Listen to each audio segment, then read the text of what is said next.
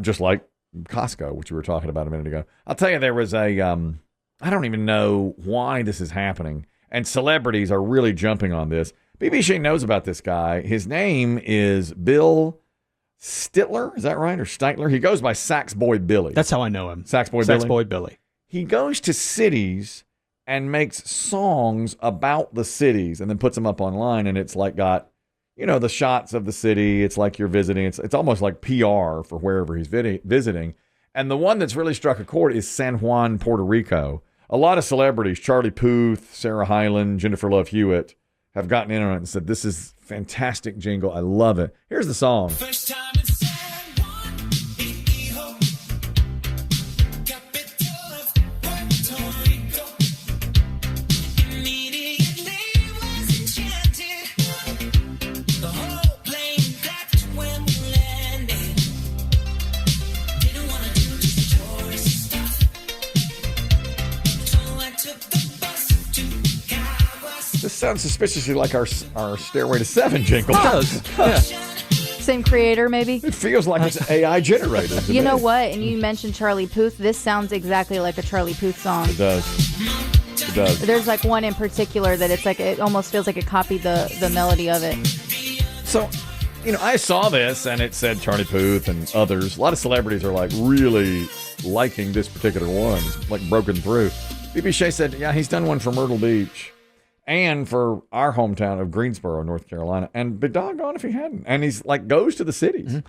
And these are small. I mean, Greensboro is a small city. I thought he did a very nice job with that one too. First time in Greensboro, NC. Grasshoppers, poodles, oh Henry. They used to make Wrangler jeans. Now they import those bees from overseas. The birthplace of Vicks Vapor Rub. This weird ass statue of a schlub. Robots roll around A&T.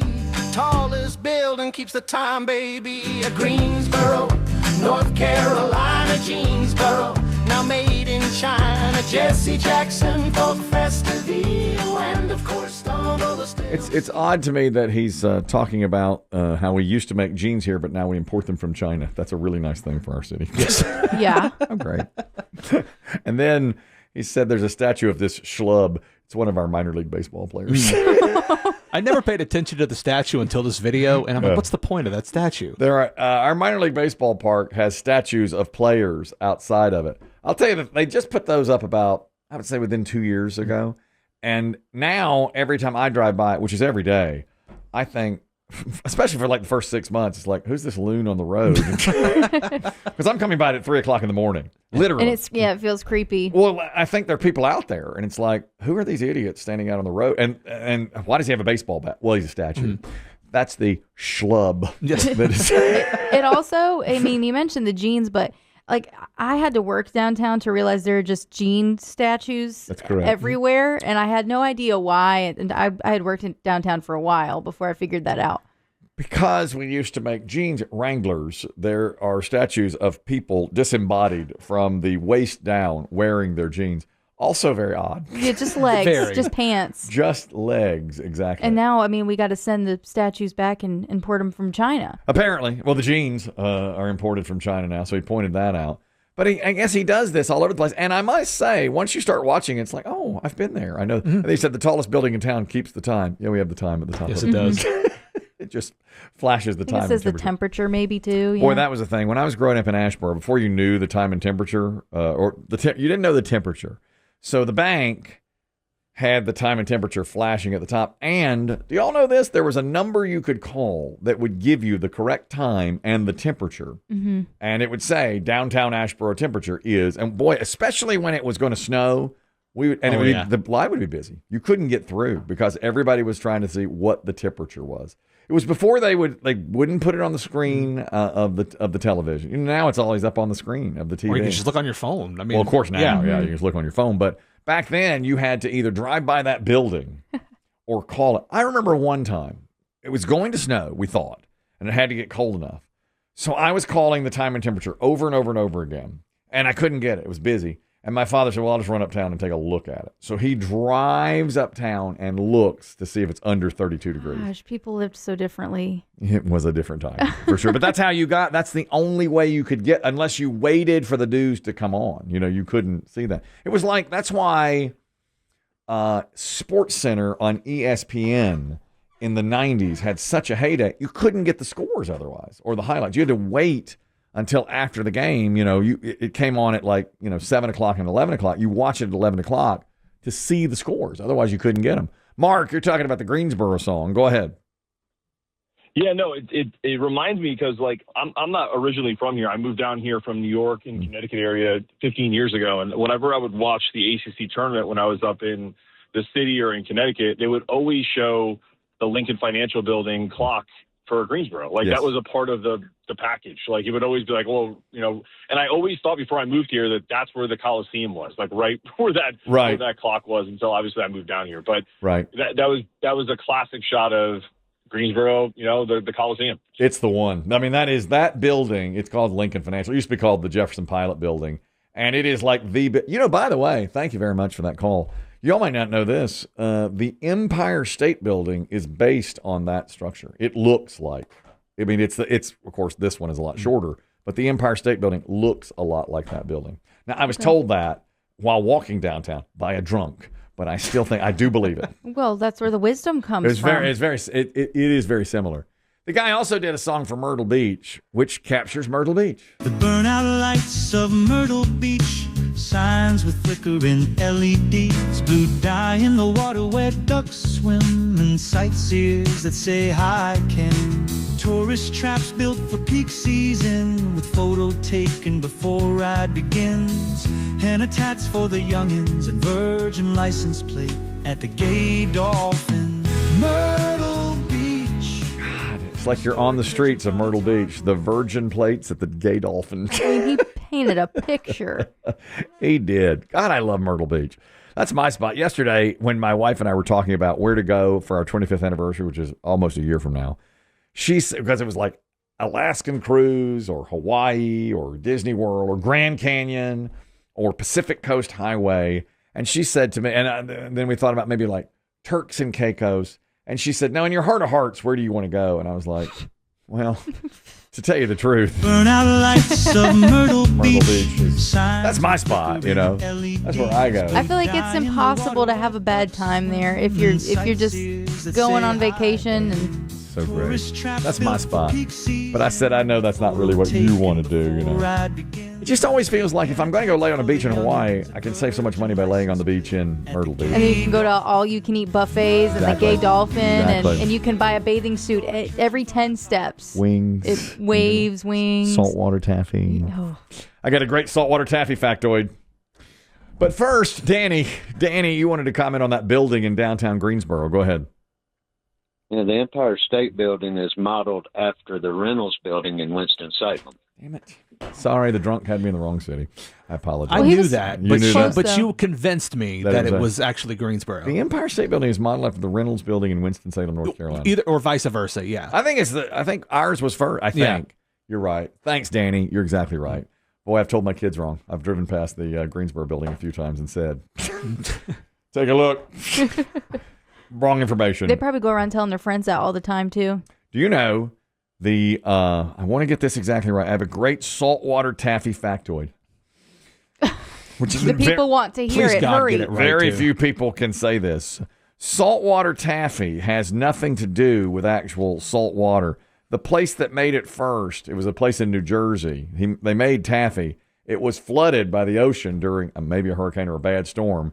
And so they started, he was selling it at a low price, so he called it saltwater taffy, and it stuck. I don't know if you remember, but Ross Geller tried to explain this on an episode of Friends one time. Oh, I didn't know that. Yeah, they were talking about how saltwater taffy was not made with seawater. Correct. It has nothing to do with saltwater. Are you a fan?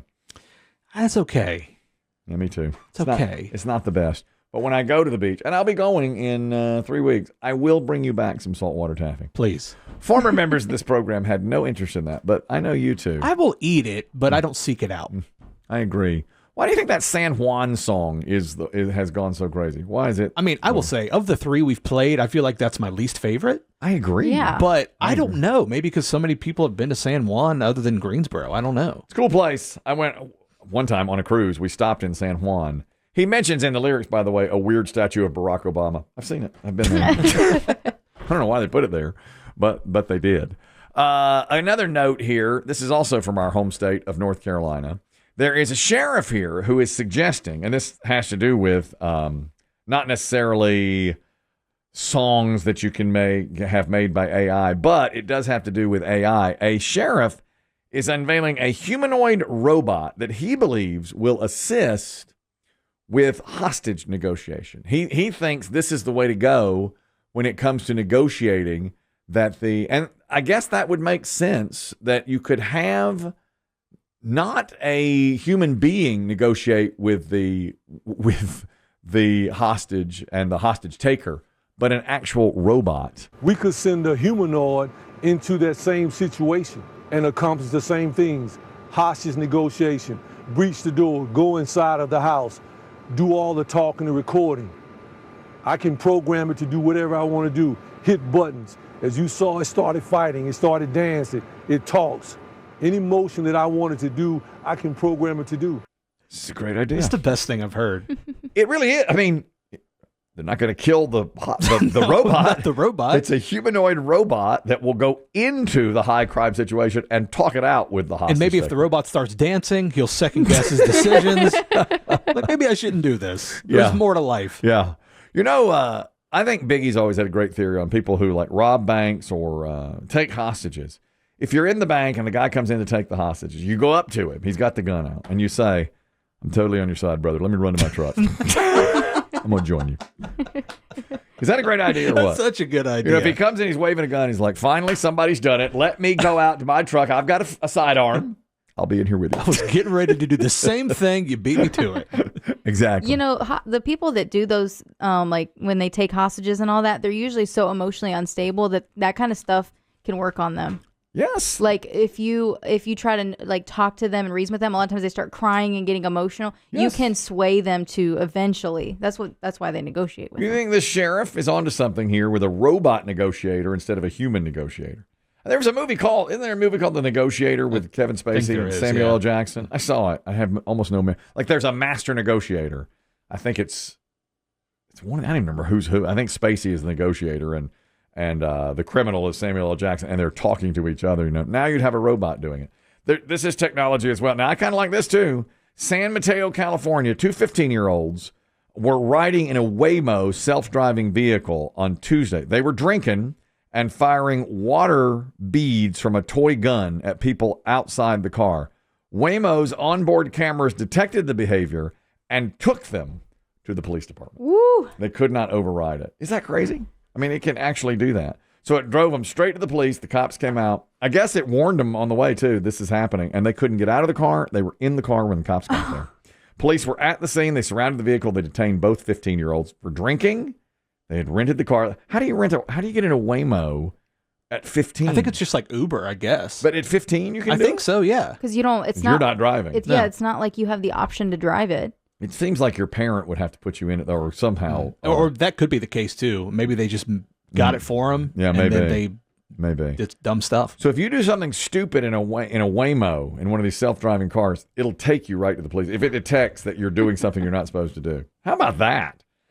I like it. I think the police need to start adapting this, too. Yeah. Mm-hmm. I saw a car yesterday. I was out on the loop coming home from pickleball, and the car had all sorts of extra devices on it. I was like, I bet that's a self-driving car. You know, it was one of it, you know what I'm talking? It had like an arm, like a camera beside the driver's side window and on the passenger side as well. Was it the Google Earth car?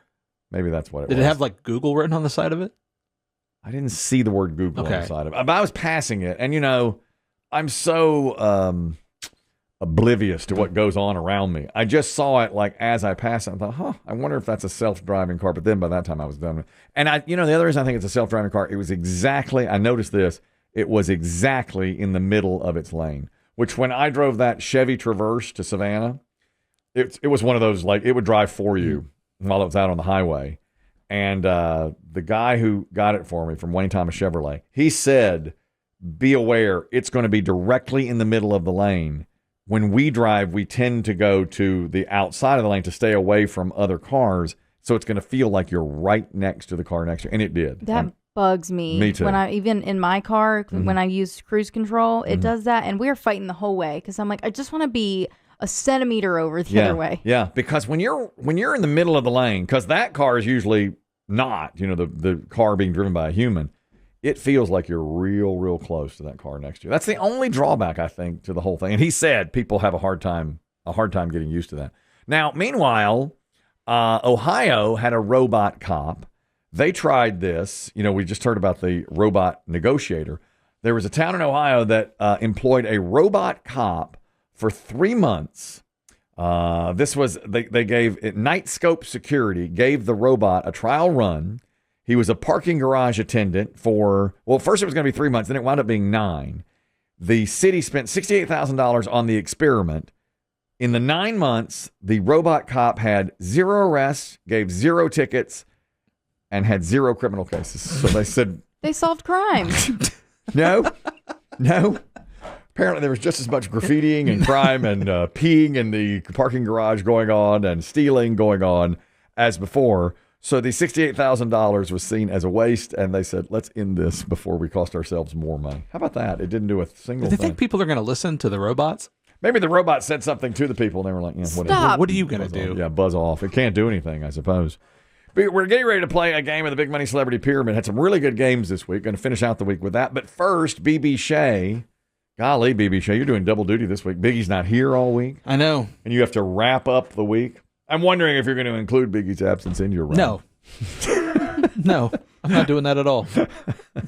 Well, let's see where he goes as we wrap up the week. All right. Do not expect any Biggie here, trust me. Okay. All right. Yes. Now, if you hear me rapping, that means the end is near. Another Friday comes and still Biggie's not here. Now, just in case you missed it, Biggie is out with his scrotum. From what I understand, he has swelling in his scrotum. He took a couple days to attend to his scrotum. From what I hear, he still has problems with his scrotum. With problems like that, it's no wonder that he's single. The biggest problem is he hasn't heard the new jingles.